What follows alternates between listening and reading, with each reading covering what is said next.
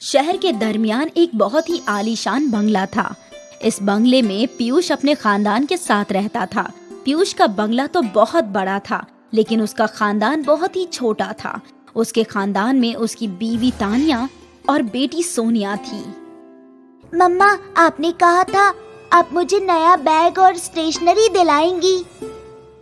हाँ बेटा, लेकिन तुम देख ही रही हो ना, अभी मैं भी जरा मशरूफ हूँ। हम कल खरीदारी के लिए चलेंगे। नहीं अम्मा, नहीं, मुझे अभी चाहिए, अभी। सोनिया बहुत ही जिद्दी थी और एक मर्तबा वो जिद कर ले तो पूरे घर को रो रो कर सर पर उठा लेती थी।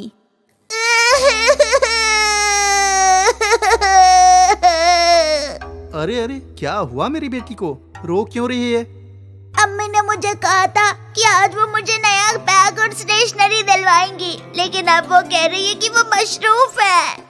बस इतनी सी बात? मैं हूँ ना, मैं तुम्हें ये सब दिलवा देता हूँ। नहीं अब्बा, आप सारी चीजें ऑनलाइन ऑर्डर करेंगे, मुझे खुद जाकर खरीदना है, वो भी अभी। तानिया, तुम बच्ची के साथ चली जाओ ना। चली जाती, लेकिन आप तो देख ही रहे हैं ना, पूरे दिन काम कर रही हूँ, ऊपर से नई नौकरानी भी नहीं मिल रही। अच्छा, बताना भूल गया, मेरे गांव की एक गरीब औरत कल मुझे रास्ते में मिली थी। वो काम की तलाश में थी। हमें नौकरानी की जरूरत तो थी ही, तो मैंने उन्हें घर बुला लिया है। तभी दरवाजे की घंटी बजी। तानिया ने उन्हें अंदर बुलाया। गीता अपनी बेटी राधा के साथ दाखिल हुई। आइए गीता आपा। तानिया, मैंने बताया था ना, ये वही हैं, ये हमारे ही गांव से हैं। इन्हें आज ही काम पर रख लो। जी। तानिया ने गीता को घर का सारा काम समझा दिया। देखो, सारी परेशानी खत्म हो गई। तुम सोनिया को ले जाकर खरीदारी कराओ। गीता आपा घर की सफाई वगैरह कर देंगी। वैसे भी मैं यही हूँ। जी। हुर्रे, हम खरीदारी करेंगे। सोनिया बेहद खुश थी। वो अपने नए school bag, compass box, tiffin वगैरह खरीदने जा रही थी। कुछ देर बाद तानिया और सोनिया तैयार होकर कार में चले गए और यहाँ गीता और राधा मिलकर घर की सफाई करने लगे। गीता आपा, आप यहाँ सर्वेंट क्वार्टर में रह सकती हैं। मैंने तानिया को सब समझा दिया है। बहुत बहुत शुक्रिया भैया। गीता एक बेवा खातून थी और गांव में अपना और उसकी बेटी का गुजारा करना मुश्किल हो रहा था और इसलिए वो शहर काम की तलाश में आई थी और आते ही उसे नौकरी और आसरा दोनों हासिल हो गया। शाम को तानिया और सोनिया घर लौटी। सोनिया के हाथों में ढेर सारे गुब्बारे, खिलौने, बैग और बहुत सारी चीजें भी थी। अरे ये क्या, तुम दोनों तो बैग खरीदने गई थी ना? खरीदा ना, ये देखिए। आपकी लाडली को खरीदारी करते वक्त हर चीज पसंद आ रही थी। उसने 5 नए लिबास और जूते भी खरीदे हैं और साथ ही कुछ खिलौने भी। और हाँ, आखिर में बैग और कुछ स्टेशनरी खरीदी। कम से कम अच्छा किया कि बैग भी खरीद लिया, वरना एक मर्तबा और ले जाती। गीता और राधा उन्हें देख ही रही थी। राधा का तवज्जो बस उसके अच्छे बैग और कंपास बॉक्स पे था। गीता ने सारा सामान उठाकर सोनिया के कमरे में रख दिया। रात को गीता और राधा सर्वेंट क्वार्टर में चली गई। माँ, इनका घर कितना बड़ा है। होगा ही, ये बड़े लोग हैं। माँ, मुझे भी सोनिया की तरह स्कूल बैग और पेंसिल का डिब्बा चाहिए। नहीं बेटा, इतनी बड़ी बड़ी ख्वाहिशें मत रखो। मुझे मुश्किल से नौकरी मिली है। अगर सब कुछ अच्छा रहा तो तुम्हें तालीम दिला पाऊंगी ना। ठीक है माँ, लेकिन अगर हमारे पास पैसे बचेंगे तब तालीम दिलवाओगी ना? हाँ, यकीनन। गीता बेहद खुश थी। शहर में आते ही उसे नौकरी मिल गई थी। अगली सुबह गीता और राधा ने साफ सफाई करना शुरू कर दिया। राधा झाड़ू लगाते लगाते सोनिया के कमरे में चली गई। वहाँ मेज पर वही बैग रखा था। राधा की नजर उस बैग पर गई। कितना सुंदर है ये बैग। काश मेरे पास भी ऐसा बैग होता और मैं भी स्कूल जा पाती। राधा ने उस बैग को छुआ और तभी सोनिया वहाँ आ गई। ये तुम क्या कर रही हो? ये मेरा बैग है। मैं तो बस कल से देख रही हूँ तुम्हें। मेरे बैग और मेरी चीजों पर नजर गड़ाए बैठी हो। खबरदार अगर मेरी चीजों को छुआ भी तो।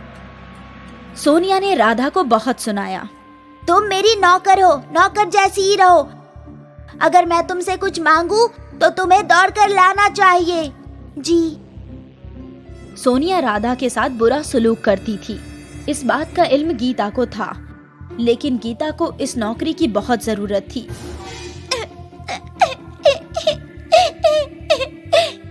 कोई बात नहीं राधा, सोनिया बेबी तुम्हें कुछ भी बोले, तुम्हें उन्हें उल्टा जवाब नहीं देना है। पीयूष भैया की मेहरबानी है कि हमें नौकरी मिल गई है। देख, सब कुछ तो है हमारे पास, खाना, छत और तो और मैंने तुम्हारा स्कूल में भी दाखिला करवा दिया है। राधा ने अपने आंसू पोंछे। वाकई? हाँ, सोनिया बेबी की तरह बड़ी स्कूल तो नहीं है, पर सरकारी स्कूल में तेरा दाखिला हो गया है। ये आपने बहुत अच्छा किया माँ। अगली सुबह। गीता, ये सोनिया की पुरानी बैग और टिफिन और कैंपास है, राधा को काम आएगी। गीता ने वो सारी चीजें ले ली। तानिया सोनिया को एक बड़ी दुकान में ले गई स्कूल यूनिफॉर्म खरीदने के लिए। तानिया ने पैसे दिए और फट से यूनिफॉर्म और किताबें खरीद ली और गीता राधा को सरकारी स्कूल ले गई। यहाँ नाम लिखो और उस लंबी कतार में खड़ी हो जाओ। जब तुम्हारी बारी आएगी तो तुम्हें मुफ्त की किताबें और यूनिफॉर्म मिलेगा। काफी घंटों के बाद राधा की बारी आई और उन्हें मुफ्त की किताबें और यूनिफॉर्म हासिल हो गई। राधा बेहद खुश थी। वो अपनी सारी किताबों पर कवर लगा रही थी और सोनिया ने अपनी किताबें मेज पर रख दी और वो गेम खेलने में मशरूफ हो गई। अगली सुबह सूरज निकलते ही राधा उठ गई। उठो माँ, जल्दी उठो, हमें स्कूल जाना है। और यहाँ तानिया सोनिया को उठा उठाकर परेशान हो गई थी। उठो सोनिया, हमें स्कूल जाना है। आज स्कूल का पहला दिन है बच्चा, ऐसे नहीं करते। सोने दो ना मम्मा। उठो बेटा, जल्दी उठो। राधा और गीता स्कूल के गेट खुलने से कबल ही स्कूल पहुंच चुकी थी। राधा बहुत पुरजोश थी, उसे स्कूल में पढ़ना था और यहाँ सोनिया स्कूल के पहले दिन ही लेट हो गई थी। राधा का पूरा तवज्जो टीचर की बातों पर था। सोनिया का पूरा तवज्जो लोगों के बैग्स और चीजों पर था। उसकी बैग तो मुझसे भी अच्छी है, मम्मा को बोलना होगा मेरी नई बैग लाने को। रिसेस की घंटी बजी और राधा अपनी टिफिन की रोटी चटनी देखकर भी बहुत खुश हो गई। वहाँ सोनिया के टिफिन में चीज सैंडविच थे, लेकिन फिर भी वो मायूस थी। राधा दौड़ते हुए आकर वालिदा के गले लग गई और सोनिया आते ही उब गई। उसने अपना स्कूल बैग फेंक दिया और चीखने लगी। राधा के पास अच्छी चीजें, अच्छी स्कूल और सारी सहूलियात नहीं हैं, लेकिन उसके बावजूद भी वो खुश थी। सोनिया के पास सब कुछ है, पर फिर भी वो मायूस है। राधा गरीबी में भी खुश है और सोनिया अमीरी में भी मायूस।